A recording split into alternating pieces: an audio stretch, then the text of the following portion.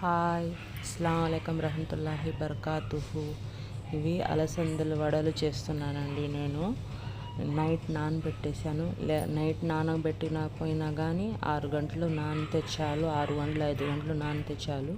ఒక జారు మెత్తంగా వేసుకున్నాను, ఇంకా జారు బరకగా వేసుకున్నాను. ఉప్పు వేసి కలుపుకోండి. ఉప్పు, కారము, ఆనియను,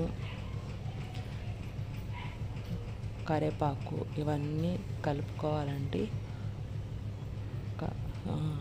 ఒక టూ స్పూన్ బియ్యం పిండి అండి ఇది వేసుకొని బాగా కలుపుకోండి. మెత్తంగా కలిపేసి పక్కన పెట్టుకోండి.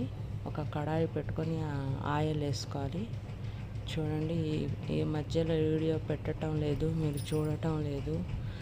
అందరూ లైక్ చేసి కామెంట్ చేసి సబ్స్క్రైబ్ చేసుకోండి. వీడియో నేనే తీస్తున్నానండి, నేనే వంటదాన్ని చేస్తున్నాను. చాలా కష్టంగా ఉంది ఇలా చేయాలంటే, అందుకనే పెట్టడం లేదు ఈ మధ్యన.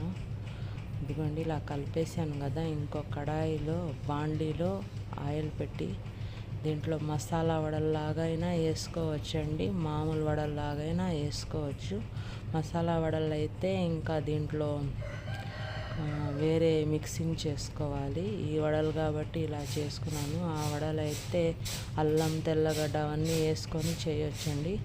బాగా వచ్చినాయండి వడలు. చూడండి ఎంత క్రిస్పీగా వచ్చాయంటే అంత బాగున్నాయి, కరకరలాడుతున్నాయి. మీరు ఒకసారి ట్రై చేయండి, సూపర్ వచ్చాయండి.